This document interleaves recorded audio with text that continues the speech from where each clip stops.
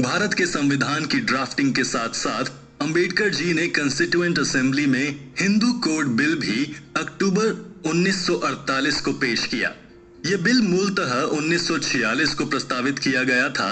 भारत के कानून मंत्री होने के कारण अंबेडकर जी ने इसे खुद पूरा करने की इच्छा जताई।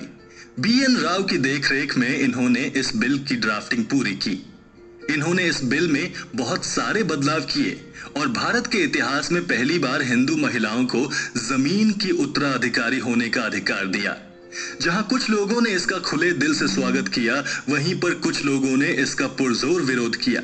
उन्होंने सिद्धार्थ कॉलेज में एक सभा को संबोधित करते हुए कहा कि इस बिल में हिंदुओं को यह अधिकार है कि वो किसी भी हिंदू धर्म के लोग को गोद ले सकते हैं या फिर अपनी पुत्री को उत्तराधिकारी भी मान सकते हैं।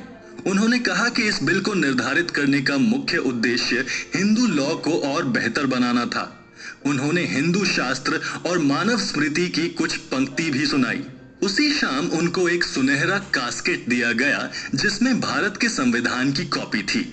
इस अवसर में भी उन्होंने स्पीच दी और कहा कि जब उन्हें कॉन्स्टिट्यूएंट असेंबली का सदस्य बनाया गया था, तब उन्हें इस बात का इल्म भी नहीं था कि उन्हें इतनी बड़ी जिम्मेदारी दी जाएगी जिसमें उन्हें भारत के संविधान की रचना करनी होगी। उन्होंने शेड्यूल कास्ट के लोगों को संबोधित करते हुए कहा कि वो भारत के कल्याण और समृद्धि के बारे में सोचें। उनके 60वें जन्मदिन, जो कि 14 अप्रैल 1950 को था, बहुत ही धूमधाम से पूरे भारत में मनाया गया। इस अवसर पर MC चागला ने पूरे भारत के निवासियों से कहा कि अंबेडकर जी का नाम सिर्फ गरीबों और दलितों के विकास के लिए ही नहीं, अपितु पूरे भारत के सुख और समृद्धि के लिए जाना जाना चाहिए। इसी दौरान अंबेडकर जी ने हिंदू कोड बिल को फिर से ड्राफ्ट किया। नवंबर 1950 में उन्होंने पार्लियामेंट के सदस्यों को एक बुकलेट बांटी जिसमें हिंदू कोड बिल को क्यों बदला गया, उसका महत्व, उसकी प्रकृति के बारे में बताया था। कुछ दिनों तक इस बिल को रोक दिया गया, फिर 5 फरवरी 1951 को पार्लियामेंट में प्रस्तुत किया गया। इस बिल पर वाद विवाद 3 दिनों तक चला।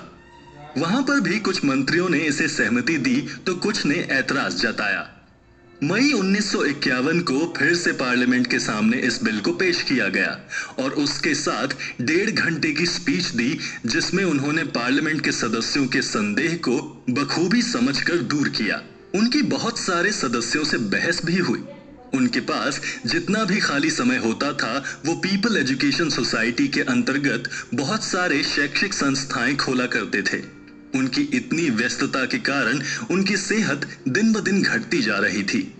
उन्होंने पंडित जवाहरलाल नेहरू को पत्र लिखकर बताया कि उनकी तबीयत खराब है तो हिंदू कोड बिल पर ध्यान देकर उसको 16 अगस्त 1951 तक पास करा दें, क्योंकि उन्होंने इस बिल पर बहुत मेहनत और खून पसीना बहाया है। जिसका उत्तर देते हुए प्रधानमंत्री नेहरू ने कहा कि वो इस बिल को इतनी महत्ता ना दें, क्योंकि इस बिल पर पार्लियामेंट के अंदर बाहर दोनों इतना बवाल हो रहा है, इसलिए वो इसे अभी नहीं पास करा सकते और इसको सितंबर 1951 तक स्थगित करने के लिए कहा।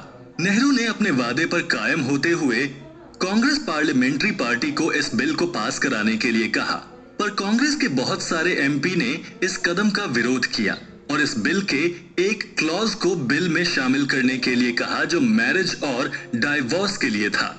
इस बिल के जो दूसरे क्लॉजेस थे उसको भविष्य में पास कराने के लिए छोड़ दिया गया। श्यामा प्रसाद मुखर्जी का कहना था कि ये बिल हिंदू समाज के मूल तत्व को ही मिटा देगा और अगर ये बिल पास हुआ तो सभी धर्म के सदस्य इसका अनुसरण करेंगे। सरदार BS मान और हुकुम सिंह दोनों इस बिल का विरोध कर रहे थे, क्योंकि उनका मानना था कि ये बिल सिख धर्म को भी हिंदू समाज में शामिल कर लेगा, जबकि बौद्ध और जैन धर्म इसमें नहीं आते।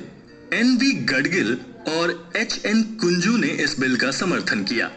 सारे सदस्यों की बहस इतनी ज्यादा आगे बढ़ गई थी कि पंडित नेहरू को सबको शांत कराना पड़ा और उन्होंने ये सुझाव दिया कि इस बिल के मैरिज और डाइवोर्स क्लॉज को एक अलग से बिल बनाकर पास कराया जाए। सितंबर 1951 को अंबेडकर ने खुद ये घोषणा करी कि मैरिज और डाइवोर्स बिल को स्वतः पूर्ण माना जाए और बाकी के बिल को बाद में समय दिया जाए, क्योंकि अभी पार्लियामेंट का समय खत्म हो रहा है। कांग्रेस पार्लियामेंट्री पार्टी ने सदस्यों को इस बिल के पास कराने की सहमति देने के लिए नहीं बोला और इस तरह इस पर विवाद चलता रहा। अंबेडकर जी ने कहा कि श्यामा प्रसाद मुखर्जी उस वक्त बिल से असहमत नहीं थे जब वो कैबिनेट में थे, पर कैबिनेट छोड़ने के बाद से ही वो इसका विरोध करने लगे। अंबेडकर जी ने फिर से ध्यान दिलाते हुए कहा कि जमीनी लॉ के अंतर्गत सिखों को हिंदू समाज में ही माना गया है। उनके तीखे स्वरों ने कुछ सदस्यों को इस बिल का विरोध करने के लिए और उकसा दिया और कुछ ने तो पंडित जी को भी इसमें खींच लिया। आखिर में पंडित जी को अंबेडकर जी से इस बिल को छोड़ देने के लिए कहा। सितंबर 25 को इस पर निष्कर्ष निकला कि हिंदू कोड बिल के क्लॉज 4 को पार्लियामेंट पास कर देगी और पार्ट 2 जो कि मैरिज एक्ट था उसको नहीं स्वीकार किया जाएगा। अंबेडकर जी इस पूरे विवाद से बहुत आहत हुए और उन्होंने 27 सितंबर 1951 को अपना इस्तीफा प्रधानमंत्री को सौंप दिया। पंडित जी ने भारी मन से उनका इस्तीफा स्वीकार किया और उस सेशन के आखिरी दिन उन्होंने अंबेडकर जी से उनकी स्पीच की कॉपी देने को कहा जो वो इस अवसर पर सुनाने वाले थे। 11 अक्टूबर को जब अंबेडकर अपना बकाया काम करने के लिए खड़े हुए तो डेप्यूटी स्पीकर ने उन्हें रोक दिया और कहा कि वो नहीं बोल सकते क्योंकि उन्होंने अपने स्टेटमेंट की कॉपी स्पीकर को नहीं दी है। इस बात पर अंबेडकर जी को गुस्सा आ गया और वो बिना अपना स्टेटमेंट दिए पार्लियामेंट छोड़कर चले गए।